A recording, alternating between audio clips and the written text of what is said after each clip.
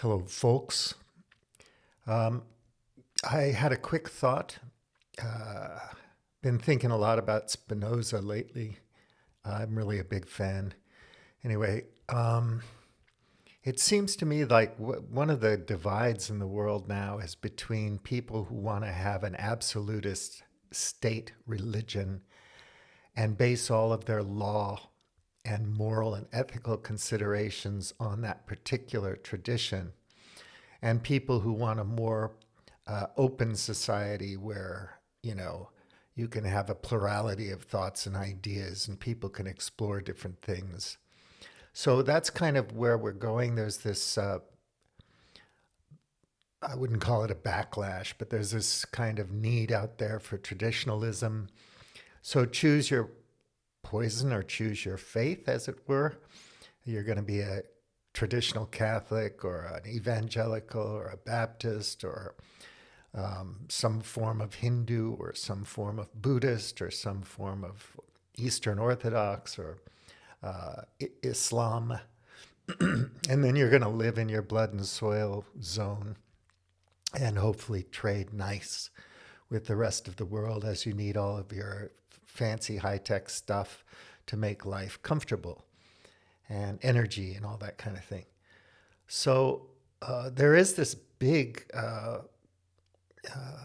confrontation or uncomfortableness between people and systems that are more open, more rationalistic, as it were. People all think they're data driven, but there is a difference between faith and a sense of God, or however you want to describe it, and dogmatic beliefs, more absolutist systems. Of course, rule of law can evolve and change. People can manipulate it. People can play with it. Anyone in power uses law to control. And what greater, higher authority could there be than imagining that you're interpreting the will of God somehow? It's been revealed to you and you know, as opposed to, going through the whole process of deciding what you think is just and understanding the feeling and the behavior, the actions involved with loving your neighbor or compassion, various ethical systems that don't have as much to do with religion. Virtue, what is that? Anyway, there's a big, huge divide there. So I'm going to take you through some things I've been looking at. In case you're interested, I'll do that off cam. And I want to revisit that subject again soon, but I don't want to go into it too long right now. Anyway, hope you're having a really great weekend, and I'll talk to you again soon. Bully MT, out. Okay, folks. All right. So I'm just going to take you through some things that I'm looking at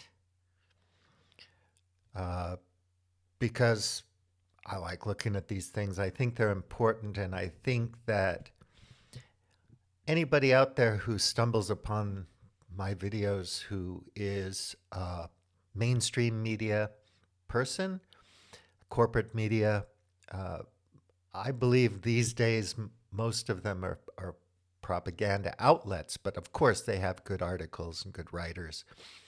But you have to pay close attention to understand things properly. You have to look at the context, you have to look at the background, you have to look at the authors, the sources. And of course, if you don't want to do any of that, that's fine. You just turn on the TV and get some information and you're done and ready for the water cooler, which is great. But we're living in unprecedented times, to put it mildly. I mean, really, just to understate the whole thing grossly. The changes that are coming now are unprecedented. in a big way. We can't predict what's going to happen. We don't understand the complexities involved in our global society with its technology, science, and engineering. We don't understand AI, AGI, even though I've said in an article that I wrote on my blog. Here's Cospelon. I rebranded Globe Hackers because it's not a travel adventure thing anymore. It hasn't been for quite a while. So I'm going to focus on this brand, and I wrote this thing, We Can't Slow Down, We Never Could, which is basically, again, about how we're kind of in the dark here. In the dark here, you can't handle the truth. Yeah, I said many leaders think they're in control of cybernetics, but they don't even know, they don't even understand the concept. This guy explains it really well. But anyway, we're rushing towards all of these things: AGI, hypersonic nuclear warhead delivery systems, drones and autonomous weapon systems, genome sequencing, CRISPR-Cas9, and all that stuff. And we understand lab leaks, and we understand gain of function, and we understand things that we never even heard of before. And maybe some of us learned things from recent history, but maybe we forgot already. And we're sitting around witnessing genocide, ethnic cleansing, slaughter of civilians, and basically shrugging our shoulders, and we already forgot about Ukraine. And that's just grinding on, and will probably continue to grind on for the rest of this year, going into an election where we have Biden and Trump, the front runners, who are both aged people losing their minds, basically fairly ignorant. I don't know why Americans put faith in these people. I don't know why people like Nancy Pelosi or any of these people in Congress or the Senate are still there. It seems like people just don't care. My theory is that America's so wealthy still. There are so many wealthy people in the United States, not just the uber rich or people with tens of millions of dollars or even millions of dollars, but people who make enough money to enjoy the bread and circuses, and they really don't have to think about much. I watched the playoff game. San Francisco was behind the Detroit Lions by halftime. I was really worried because San Francisco's my team. And they came back and won, so I'm excited. There's a repeat match between the Kansas City Chiefs and the San Francisco 49ers that I'm excited about. And, it's as long as you have professional sports and spectacle at that scale with the production values and advertisers and so on, mostly fast food and drug companies and insurance companies and gambling apps and stuff like that, we're going to have an American populace that doesn't really engage in politics, political philosophy, ideology to any deep degree, and not really thinking much about the world. So all of the neocons and the neoliberals and global capitalism, and all of the kind of business as usual paradigm, or call it what you will, is going to continue unabated, and things are going to get worse because we're not just going to skate out of the climate crisis. Not going to happen. And we're not going to skate out of the energy crisis or the financial crisis. Things are coming to a critical point where there's a phase shift. And as you know from boiling water, there's a moment when it just becomes steamy, right?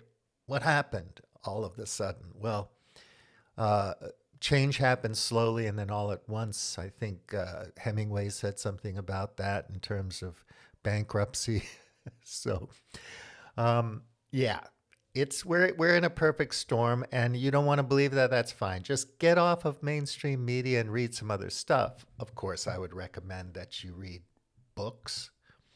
And so I have here in my About GH section book recommendations. But yeah, you should take a book a week challenge this year and read a lot. Books, long reads. Uh, just sacrifice some bit of addictive behavior to spend 30 minutes on a book, reading a book a day, and find some stuff that's fairly interesting to you and informative. I think these recommendations are good because it will help you with your worldview, in my opinion. Now, as I've said before, there's a big divide between people who believe in absolutist, dogmatic, doctrinal, sectarian ideologies or religions or so on. And so they're going to have a reading list that supports their belief system.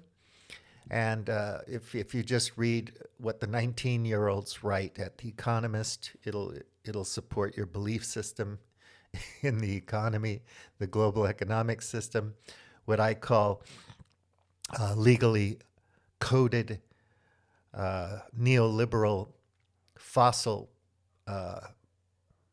fuel, fossil energy, fossil capitalism, basically, with its media and military industrial complex that, this runs the show, basically.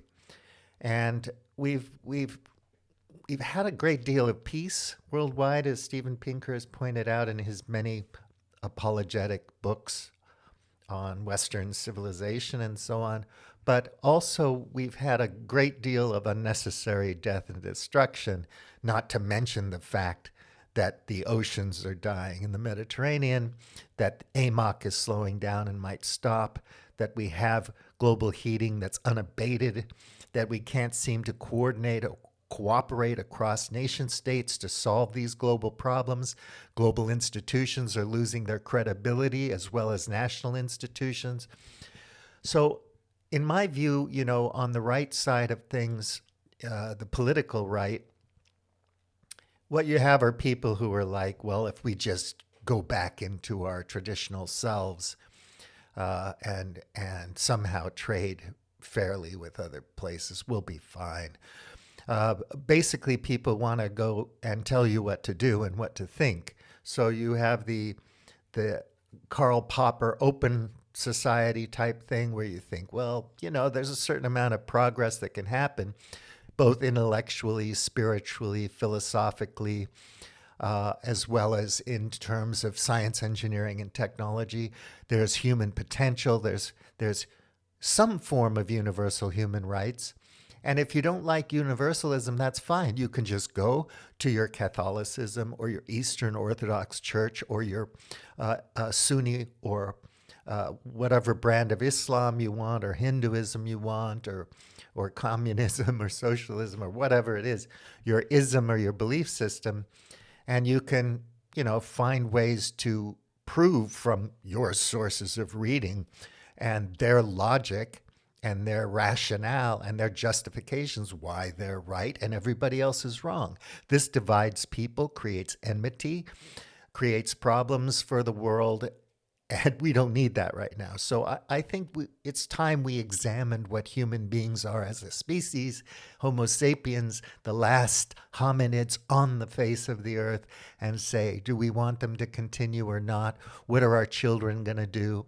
Are they going to be living in little walled off token villages, token economy villages, Anyway, we have to imagine what's next, because what's next is happening fast. And I think in the next 5 to 10 years, we're going to be confronted by circumstances we could not have imagined, most of us. And it's going to seem shocking. And it's going to put the fear of God into us and panic. So I would say, go in, read some books, and, get off the mainstream media a bit, just to kind of triangulate your thinking a little bit away from the status quo and the messaging and the narrative and the propaganda. Now, Propaganda is produced by every nation state, every corporation, call it marketing, call it public relations, call it what you will, but we're all vulnerable to it. None of us are immune to having our thinking manipulated. And so we have to be very careful to audit our thinking and to be able to interrogate our lines of reasoning in an honest way. If you're Ben Shapiro or somebody like that, it doesn't matter. You have a brand, you have a message, you have an audience. You just keep flogging the dead horse and repeating I'm the smartest guy in the world. I know everything, and this is the way things are. And you'll have a great audience of people who just want to be told what to think and want to feel like they know something. Whether you're following Sam Harris or Steins or anybody basically around the world, choose your poison. And then you can say, well, I follow him. I'm smart. And that's fine. I wanted to also talk about this critical citations needed podcast, but I'll probably do that later. But citations needed podcast, the first one they put out this year, is quite good, and I highly recommend that. Again, over on my website or on Globe Hackers Facebook, which I just will leave it at that because it's basically I'm aggregating news. Who doesn't do that these days? What a bore, how banal, how ridiculous. But I just throw a bunch of stuff up there. People can scroll through. You don't have to be notified. But you can see I put Chris Hedges up. I like his content a lot. I'm looking at Climate and Capitalism website. I'm looking at follow-up stories on the COVID thing and all that. Not conspiratorial. This is when the data comes out and you can read the data for yourself and learn how to interpret it. And you can make your judgments based on the evidence, on what's there, what you can see and read and understand. And if you can't understand it, you can find somebody out there who can explain it to you. And of course, you can't take anything for granted. You have to be a bit skeptical about everything. But there's lots of good information up here.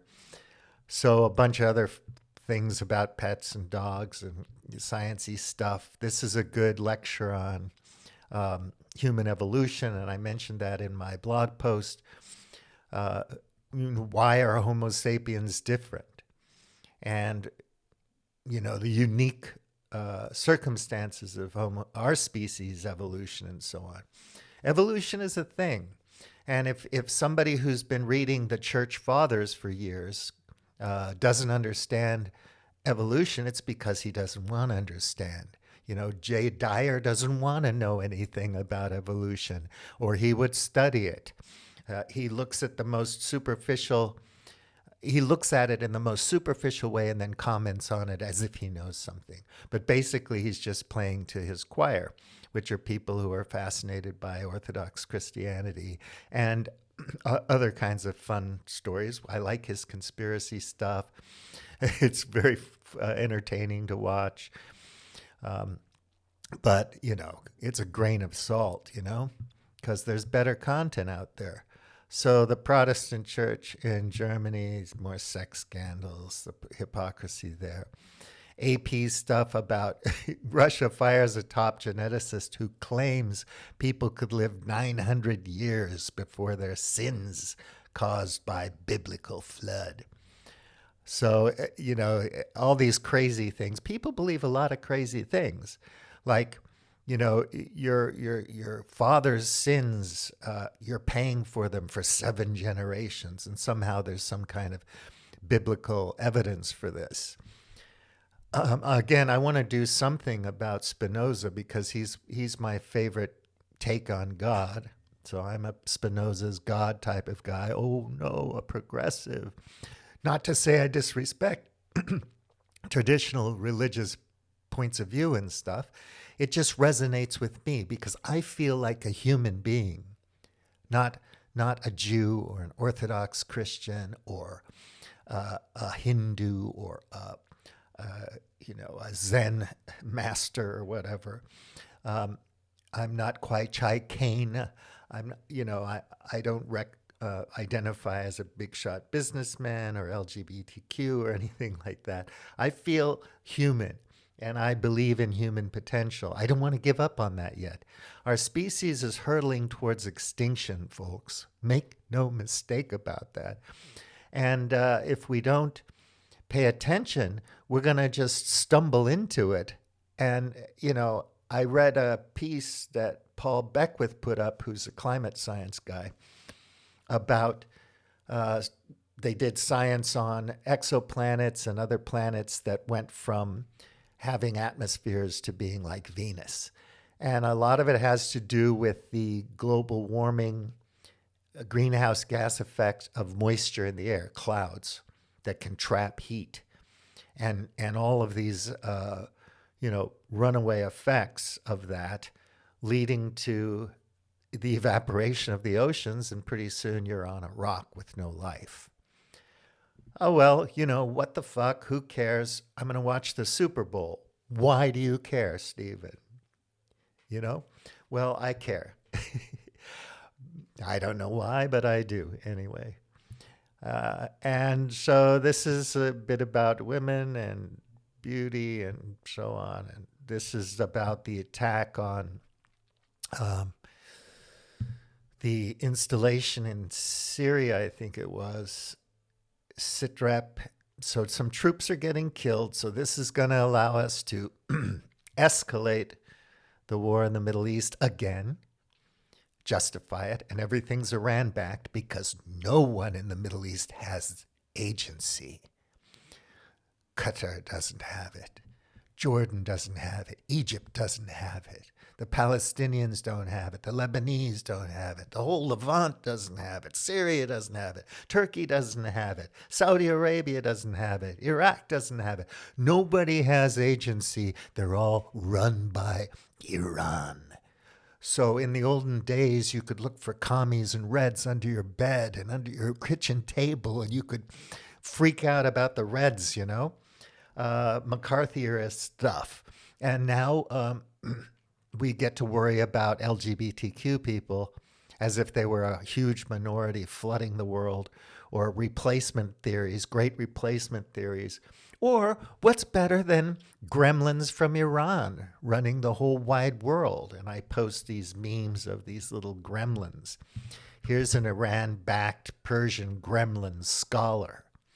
So I say, this Persian gremlin scholar, born in 156 Common Era, is behind many of the nasty things Iran is backing, while Uncle Sam arms and bombs the world by itself and through its proxies. If anyone knows how to contact Biden, the Persian gremlin hunter introduced Biden to the Persian gremlin hunter. Please let the Western leaders know. So anyway, that's facetious, ironic, not even ironic humor, maybe a bit cynical. It's humor. Is it better than Donald Trump's stuff? Maybe, maybe not. I think it is.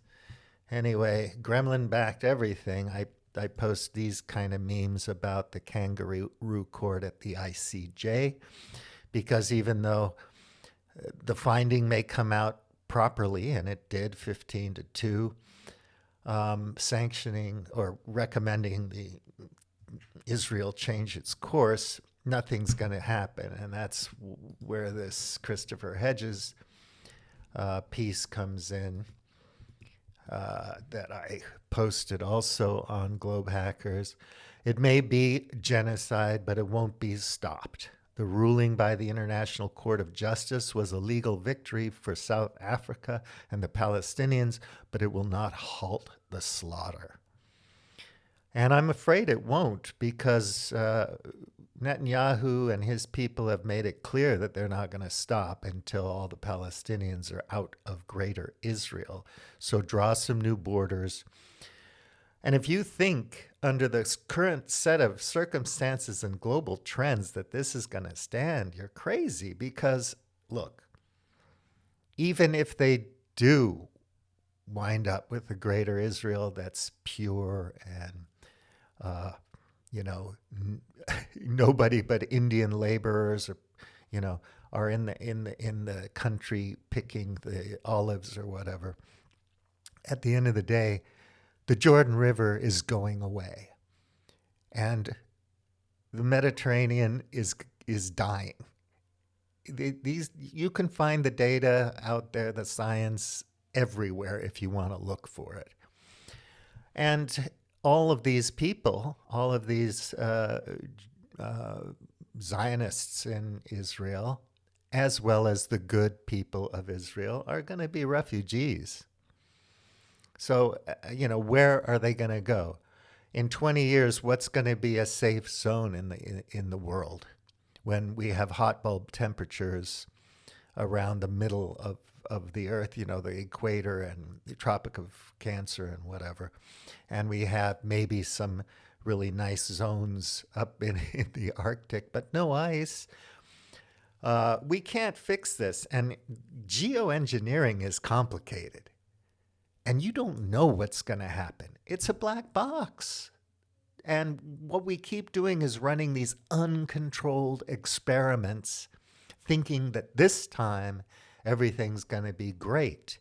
Well, everything always is great because quarterly profits, not really. Profits in terms of financialized profits, capital on capital returns, but not necessarily the profit on the camera or the t-shirt. These margins keep shrinking. And I posted another thing on this that was extremely good, but I don't think I brought it up this time. But I should go back and look at that and share it with you. But anyway, Chris Hedges is passionate. He knows what he's talking about. He's a war journalist. He's an author. He's a decent human being, a compassionate human being who gives a damn. And you should read him, even if maybe his ideology isn't your favorite. So Patrick Lawrence is another guy I follow a lot. I love Patrick, have for years. So Russia's turn from the West. Kennedy wanted peace. JFK wanted peace with Russia. And Cuba put an end to that. They wanted to invade Cuba, get rid of Castro, and then you had the missile crisis and so on. Then everything shifted. The domino theory, was validated, and you had to go kill a whole bunch of Vietnamese, Cambodian, and Laotian people to save the world, not to mention Indonesians and Central Americans and South Americans, and coups in Iran with the Shah and everything, and all the African proxy wars that happened. Of course, back then we had a bipolar world with the USSR. If you have a really good enemy, you can focus on that enemy and kind of keep things in stasis or a certain kind of balance. But once Uncle Sam decides that he has to run it or nobody can, it reminds me of a guy who's beating up his girlfriend or his wife and saying, if I can't have you, you're dead. It's a sick, pathological, insecure, psychopathic, grotesque way to think of the world. The soft power is out the window for America now. And diplomacy's out the window. We have idiots running the show over there. And it's tragic to me that so many Americans are going to say, oh, well, we just have to vote the lesser of two evils, whatever side you're on. It's either going to be Biden or Trump, I guess. Nikki Haley, she's going to save the world. None of these people are, because the system is entrenched. It's a grotesque ideology that's been around for a long time, for decades. It's entrenched, and the people of the United States aren't really that interested in knowing anything anymore. So whatever small bubbles exist in the interwebs where people seem to be paying attention to global events and learning something, it's not enough people. And in my piece, in my blog, I was just, saying that, the BDS movement, okay, love it or hate it, it's evil or it's great, boycott movements. I was just suggesting that we could probably just get out. If a couple 100 million people in the Anglosphere, Australia, New Zealand, the global north, Japan, South Korea, um, England, of course, UK, and Europe, decided we're not going to support this stuff. We're not investing in it. We're not giving money to it. We're not going to buy their products. We're not going to vote for them no matter what. That would put an end to this really quick. You don't need a violent revolution. You don't need blood in the street. You don't need Jacobins. You don't need guillotines. You don't need bombing campaigns or bombers or terrorism. You can just say no. And if enough people, I think, were informed, well informed enough,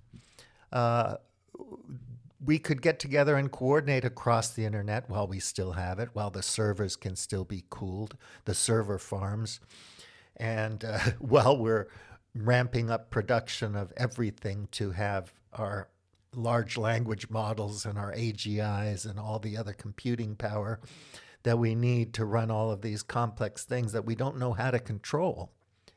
The coordination problem. Oh, we're going to make all these AGIs and AIs. It's okay. We can make them work for us. Who's us? Is it make them MAGA people? Is it Orban? Is it Putin? Is it Xi? Is it you? Is it me? Who's us? Who are these AIs going to coordinate with? Very soon, we're going to have harder and harder time discerning what is real and what is fake, and it's going to be a nightmare. Plus, eventually, governments will be tracking everything you do. Take a page right out of, WeChat in China. And what they're going to do is say,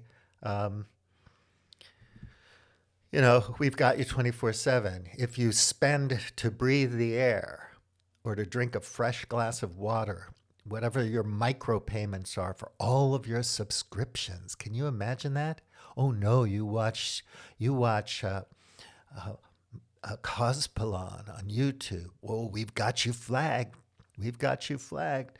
And with greater and greater tools, they're going to be able to manipulate and nudge you one way or another. And eventually we just don't even notice anymore. And before you know it, the whole thing's finished. The freedom of speech, civil liberties, and democracy, whatever half-assed forms of it we've had, is just gone. But, none of that really matters at the end of the day, because the world's going to be in a state of absolute collapse. And it's not going to be very friendly or nice when people have to really fight to survive. So you look at these poor people that have been ruined in Central America due to colonialism and neocolonialism and regime changes and, covert actions and all these things that have happened for decades. So many good books about it all, so much history, so many studies, so many papers. If you want to know about it, you can. And what about these drug problems? So we have Giselda Blanco, and that story where really paints a pretty picture of that psychopath. Why were the cocaine drug lords able to make millions of dollars a day? Because of demand. The people in the States thought it was fun to do coke. So, they're going to spend their money. You're going to bring in the product. If you could somehow stop the demand for it, say, people, this is not enlightened. This is not wise. You think it's fun, or maybe just tell the damn government, look, everybody's going to do coke. Just legalize it, for Christ's sake, and then regulate it and get some revenue. Maybe you can build a bridge or educate somebody with it. The revenue you get off the taxes for the marijuana and the cocaine. You can't stop it. And then you have corporations pushing opioids, right? and they're making millions, and they get slapped on the wrist. Thousands of people die of overdoses. It's a complete crime, and it's just allowed. And you blame fentanyl on the Chinese. Who wants fentanyl? Why are people addicted to drugs? Why are they sick? Why are they depressed? Why are they suicidal? What's the problem? What are the underlying issues and causes of these pathologies? So, a big part of everything is just global health, right? Mental, spiritual, physical health, and health care, and care in general, and valuing these things. You know, I'm not going to go into ideas about a different kind of economy here because that's a huge conversation to have. I just want to take you through things that I'm concerned with, why I'm posting them on Facebook Globe Hackers, why I'm bothering to make a video or a podcast. And not that I think I'm the bomb or I'm going to be a big thing. It's not that. I feel compelled as a human being to do it. And to try to rope in as many people on the fence as I can to looking at different content so that they can fill out critically their worldview and perhaps be able to join a global boycott. You know, I mean, if you're the type of person who really believes in the current paradigm, call it what you will, or you know, you think socialism is a dirty satanic word or something like that, that's okay. You will be confronted with what comes next one way or another. We've been waiting for thousands of years for the second coming and the rapture and all these things. It hasn't happened yet. Why would we think it's going to happen tomorrow or 10 years from now? You know, people talk about 2050. By 2050, we'll be carbon free. Carbon is just one small problem. The underlying problem is fossil capital. It's just the system that, you know, started in the 19th century in a big way with the Industrial Revolution and so on, and financialization. You know, derivatives trading and flash trading and all of these kinds of predatory capitalism and whatnot.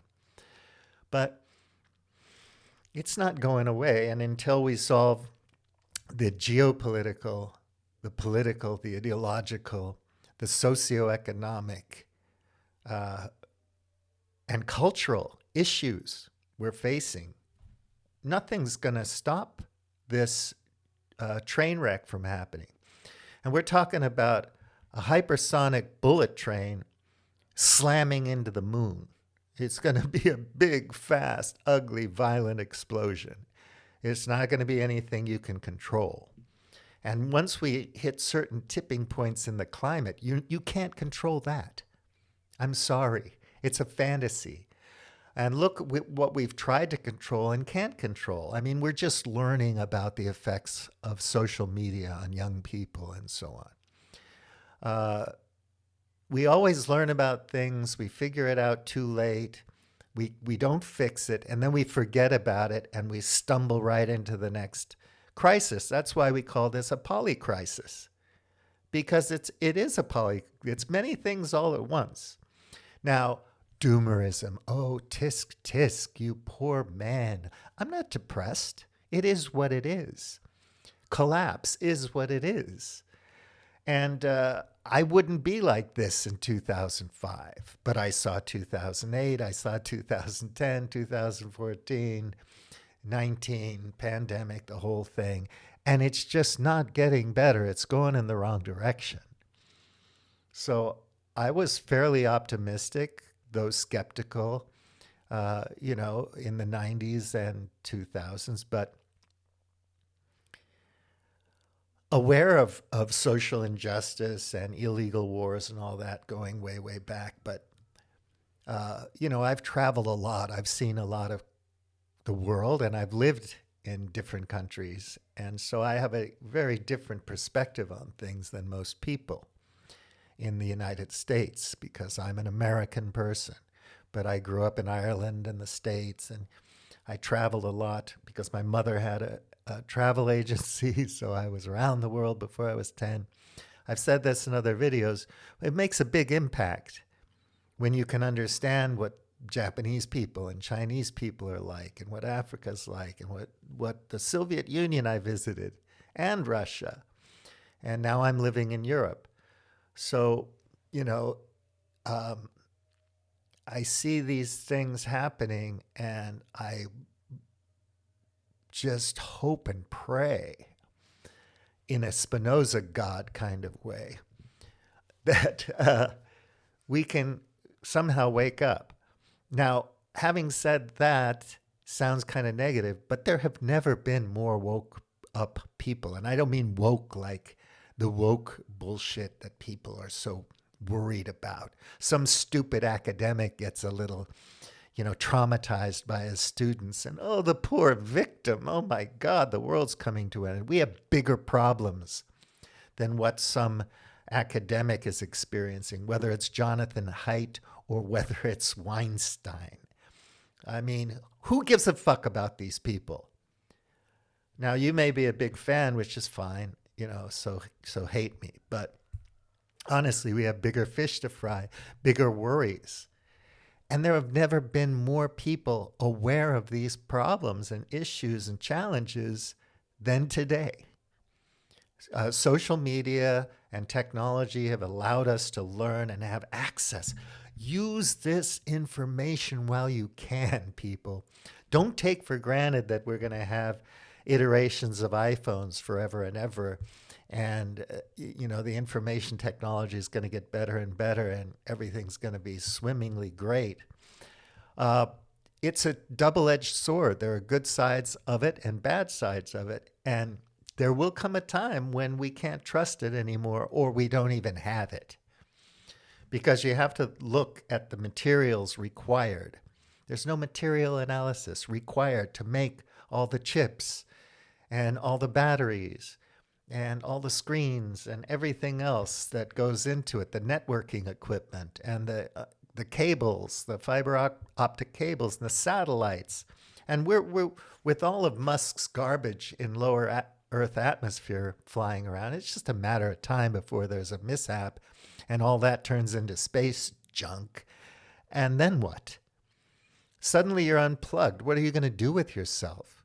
Can you spend 5 minutes alone, breathing calmly, looking at the horizon without going insane? And I always tease my friends, it's like, walk with me. I'm on West Wing, and walk with me. I'm so busy. Got a lot of things to do, so I don't have time to just sit down, talk to you. Walk with me. Plus, nowadays, in 2024, walk with me includes fingering my phone and listening to my earbuds and doing a million other things.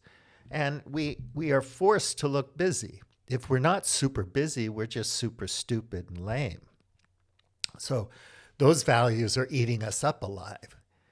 And you're busy doing what? For what? Why do we need more energy? For what?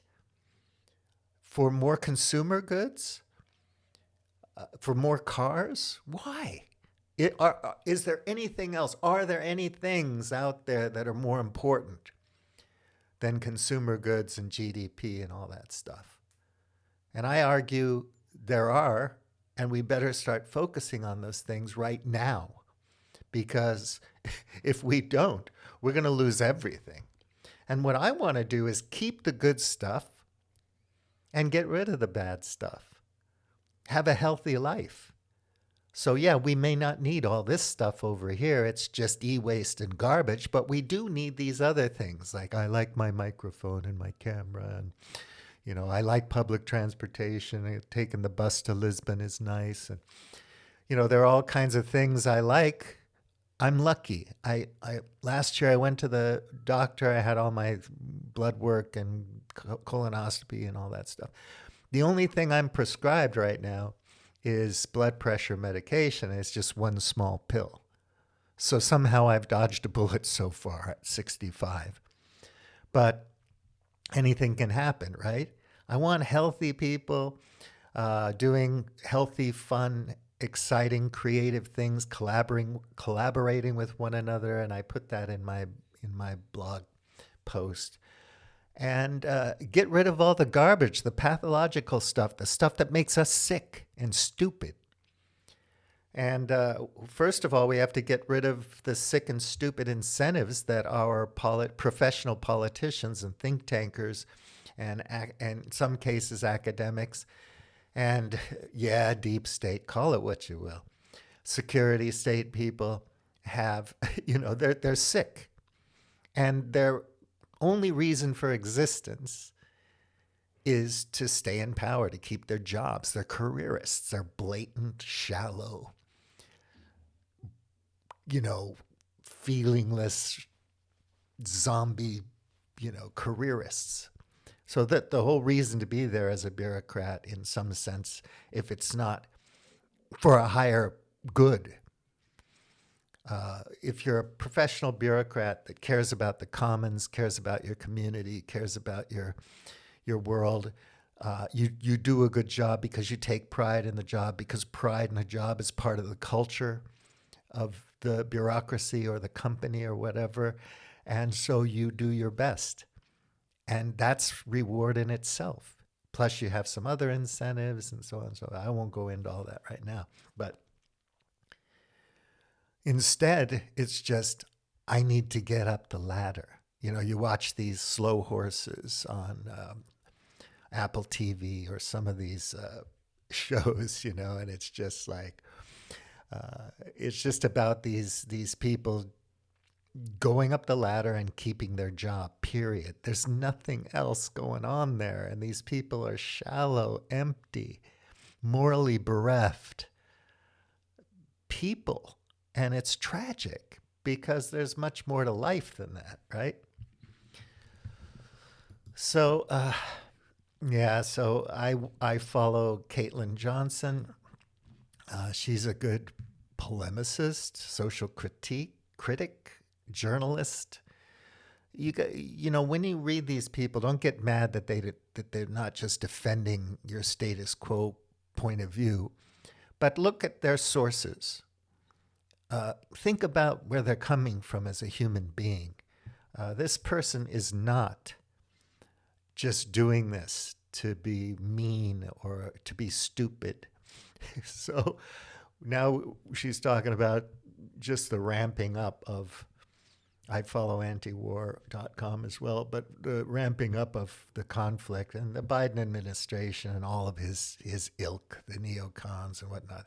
They can't wait to have a war with Iran. For what? It's just meaningless, ridiculous destruction. To the last man and woman in Ukraine, what good is it doing anybody at the end of the day? And what good does it do the world if you ruin Russia? I don't get it. You hate Russians for why? Why? Why do you hate Chinese people? Why do you hate anything? Because it's not like you? Is that the world we want to live in, where one state is like this, another state in the States is like that? We have all these Balaji, token economy, city-states, Curtis Yarvin, whatever, and you got your little kingdoms and your absolutist belief systems and ideologies. Everybody looks like you, they eat your kind of food and all that kind of stuff. It's not that hard to have some pluralism and some variety and still maintain your cultural and personal identity. It really isn't. I've done it my whole life. How complex does it have to be? Anyway, so Biden's all out, and she's got some good references here, always. Maybe some you like, maybe some you don't, but lots of hyperlinks and references. And, I think Caitlin's a good person to follow. You can go on Medium or Substack or her own website. Here's another guy I love, indie.ca. Now, he's a real polemicist and social critic of white empire and the United States in particular. It doesn't bother me. Was I ever traveling around the world flaunting my white privilege and thinking I was great just because I was American? No. Never got banged up abroad, by the way. in 65 years of traveling, I'm lucky. I acknowledge my luck, but also I'm respectful and considerate. And I genuinely like people. And I treat people with respect and consideration. And so I've been welcomed and, and enjoyed great hospitality around the world from people. It's not hard to do if you care and if you appreciate, uh, you know, learning something about another culture. So he's like, the whole place needs to be defeated. So he said, why civil war is too good for America. So he's a lot of fun. He also has a lot of good hyperlinks, and his opinions are well founded and researched. They might piss you off, but maybe you need to be pissed off, especially if you're an American or a Brit. Maybe it's time you looked in the mirror and thought, what are the causes to all these problems? Is it really just the other guy? You can study the religious wars, the 30 Years' War. You can study the Jewel and the Crown, the Raj in India, and so on. You can study the difference between, the Muslim empires in India and the Hindu ones, and what the colonialists did, from the Portuguese to the Dutch to the French to the Brits to the Americans to the Germans to the Belgians, all around the world. And you can say, well, yeah, they had power. We had world wars. People got defeated. People won. Eventually, after World War II, we had all kinds of really nice home appliances in the 50s. And, we got to, have Summer of Love in the 60s and the Vietnam War. That was great. We got the oil crisis in the 70s. That was exciting to live through. We have the mob bosses and the drug gangs. And now we got the border wars and the razor wire. And, it's just been swimmingly so much fun. Everything's so damn great. We can't possibly do any better. Well, maybe there's a reason to think critically about our world, especially in the Anglo-West, especially in the global North. Maybe it won't hurt us to do that. Frankly, here I'm reading from this article, America should have been sentenced to death after slavery, but they weren't, and they've gone on slaving with more hypocrisy. There is no real debate about this in America, because that would be to debate their very existence and persistence as a colony. Instead, the debate is about how publicly cruel they should be, or how pompously virtuous, quote in scare quotes, whether they should use razor wire to slice up colored families or just bureaucracy. And it's all ultimately showmanship. Just the latest victims trotted into the cable TV coliseum for the public to give a thumbs up or a thumbs down to, as if they control anything at all. Meanwhile, both sides of the ruling elites and the actual ruling corporations profit either way. And that's why I really hope, I'm sorry, parenthetical here, that you have good investments and that you're making a return on your money and all that stuff. While you can, buy low, sell high, get in, and get the fuck out, be the smart guy. Okay, I'll continue.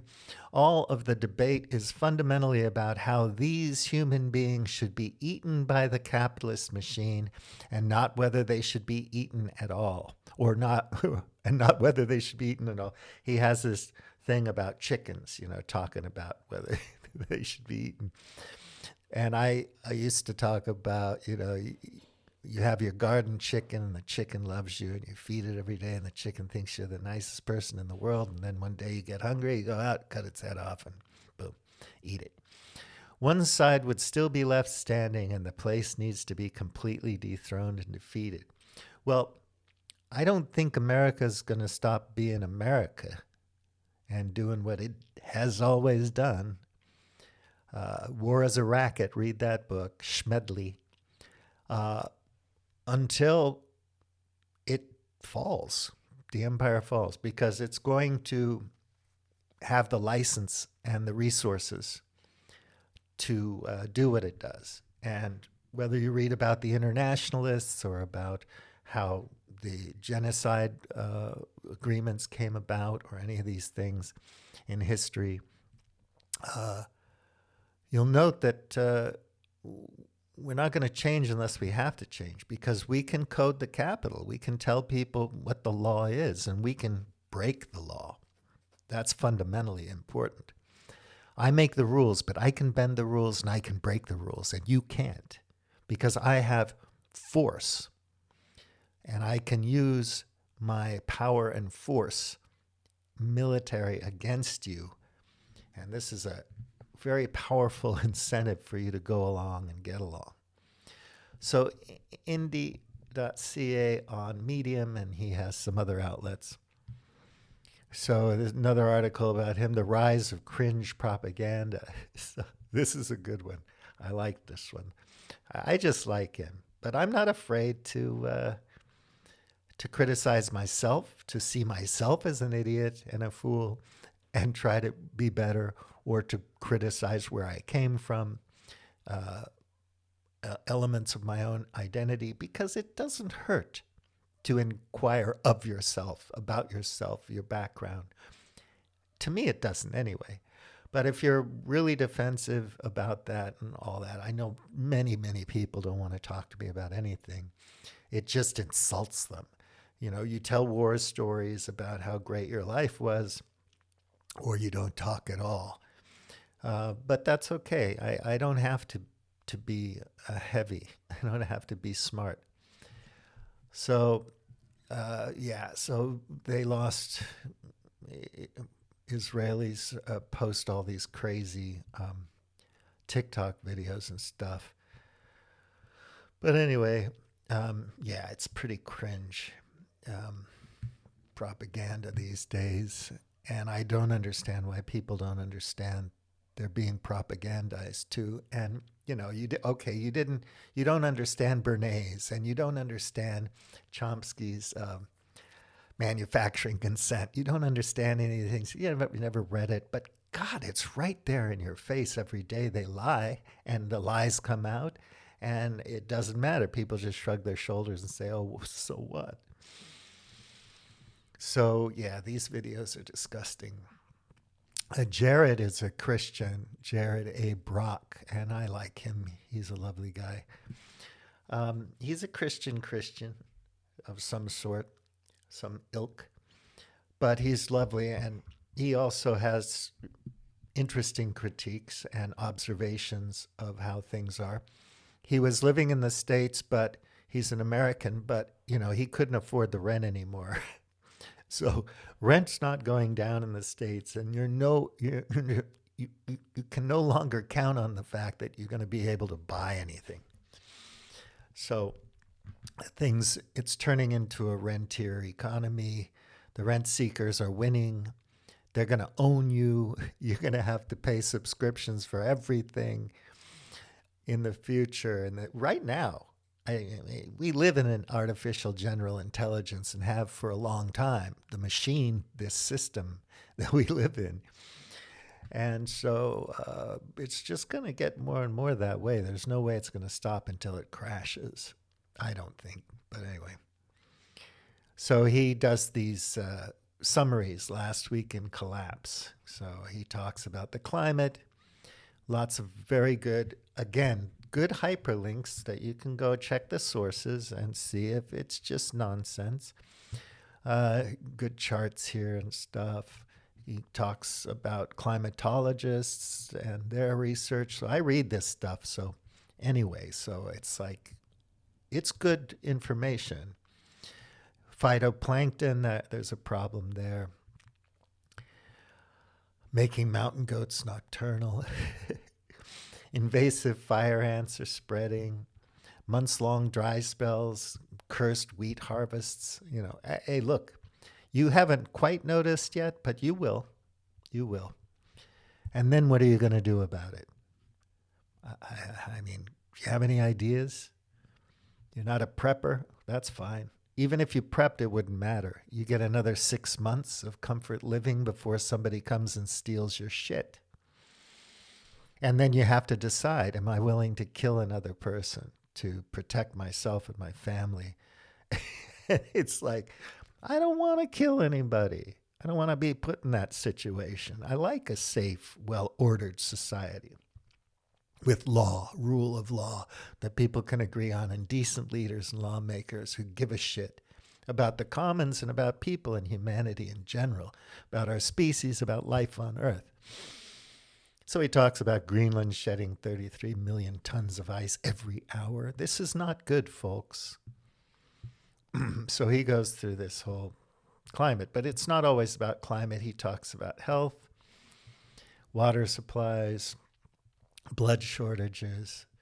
Sorry for the bad news, but it's going to hit you sooner or later if it hasn't hit you already. Mental health is a problem. It is. Sorry, conflict is a problem. You know, Europe's in crisis now. Germany's deindustrializing, but maybe it should. Who knows? But anyway, it's not going to be what it was.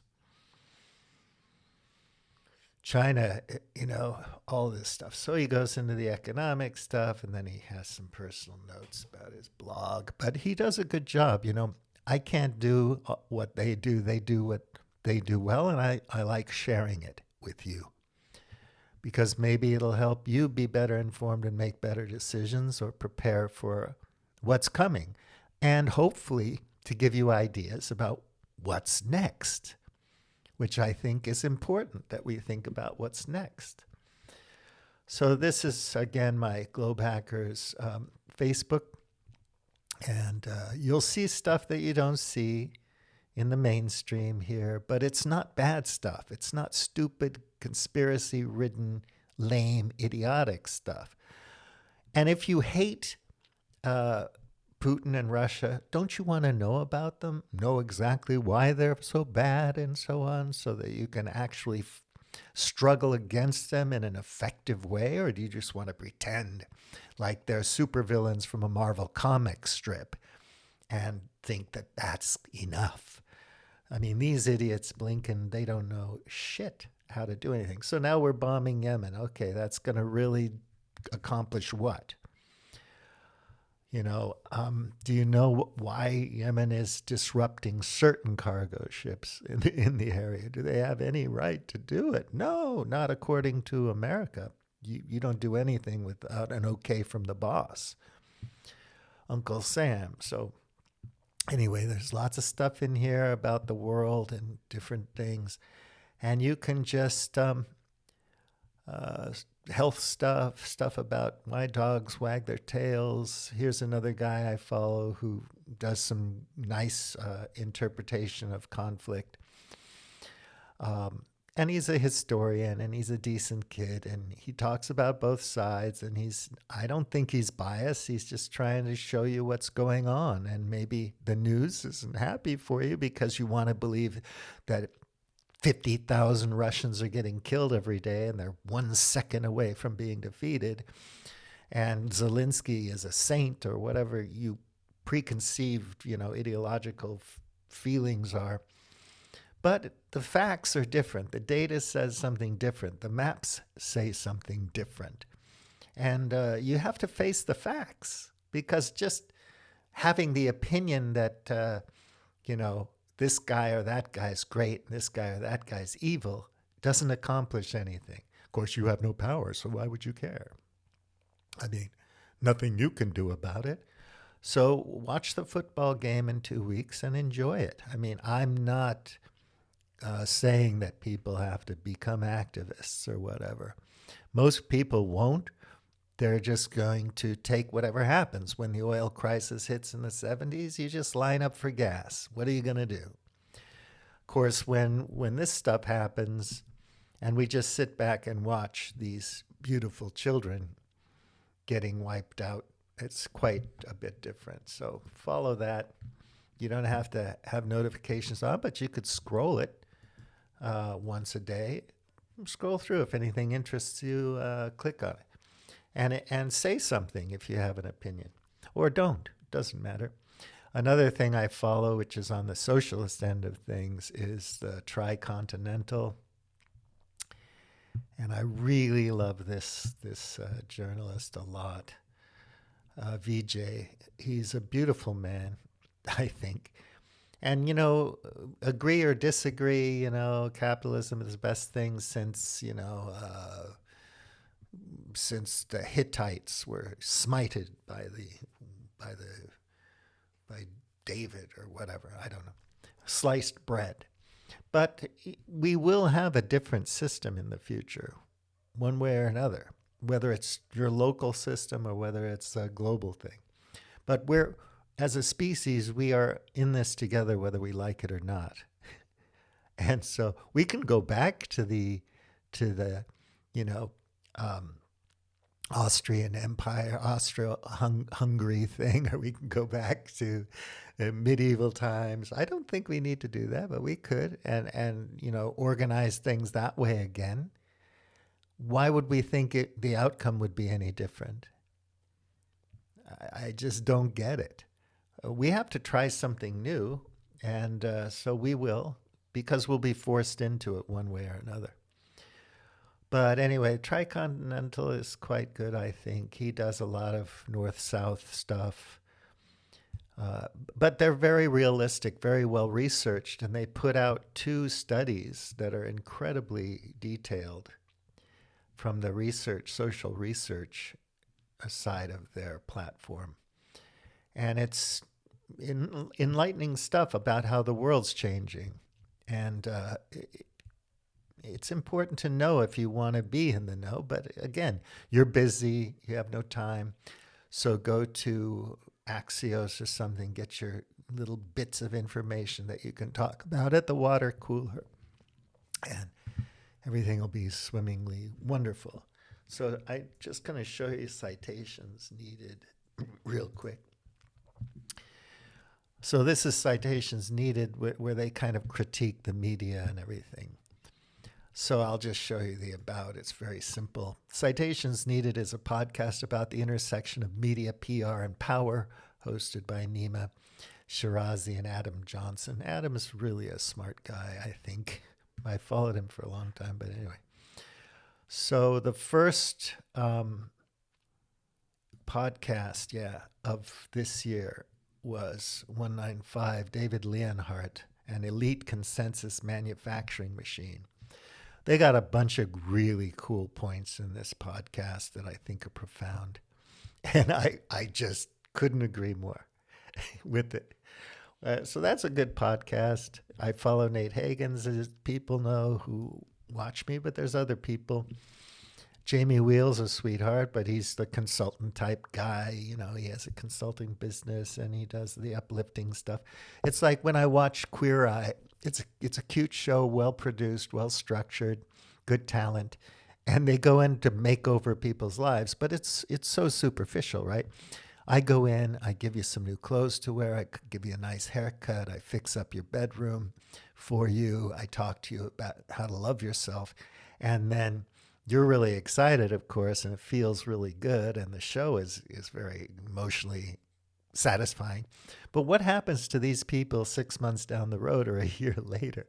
Can you really change your habits overnight just by some superficial tweaks? Anyway, he's talking about maybe having to give up some of the extra stuff that we don't really need. So, Kondo, about cleaning your closet, Marie Kondo. So I follow Jamie. He's a lovely guy. But anyway, here's the profound part of this little piece here. He says, nothing screams this complex system has excessive energy inputs and it's unsustainable at current levels, like so much plastic and too many calories. I look at people on the television in the States and I'm thinking, my God, the pharmaceutical pharmaceutical and food industry, big food, big pharma, is manufacturing diseases that you don't need to have so that they can create a solution to a problem that doesn't need to exist. You're all taking your drugs, which have side effects. And maybe it's just the simple things like getting some sleep and whatnot, which would help, putting away your screens at night. Can't help but wonder, what if we could keep the invention and quit the consumption? Now that would be an innovation worth bragging about. And I love this because this is how I think. We could keep all our cool, innovative stuff and creative stuff and helpful stuff and healthy stuff, and we could quit some of the consumption that's totally unnecessary. Like, I don't think we need Airbnbs. I don't think we need WeWorks. We can. I lived in a communal thing in Japan when I first went there. You didn't have to have an app or be publicly traded company to work. But, you go back into Barcelona and it's suddenly a Spanish city again, rather than a whole bunch of tourists puking on the sidewalk and living in what used to be people's homes, right?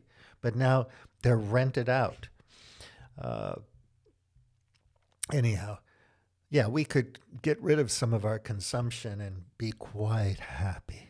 I really do believe that. So anyway, these are my recommendations for now. I'll probably do this from time to time, just to let you know what I'm looking at. And you can follow me on Facebook. You can follow my blog, cosbalon.com. I'm going to be putting different kinds of content on a different channel rather than Globe Hackers, and I'll let you know about that. And I'd like to have more subscribers. I'd like to have more likes. I'd like to have more comments. I'm begging you, if you give a flying fuck, and maybe you don't, which is fine. If I'm not a thing, I'm not a thing. But it would be really nice to have interaction. So sometimes you do something and you hear crickets. I don't know why somebody stopped talking to me. I think all of us should have the courage to tell people when they've done something to offend them. So if I've done anything to offend you in any of my content, just let me know in a polite way. Put it on my radar so I can become a better person, better individual, better creator, and so on and so forth. Don't be afraid of a difficult conversation. They're fun if they're done respectfully and in good faith. So thank you for watching. Please like and subscribe and share. Take good care. Buliam T, also known as Stephen, out.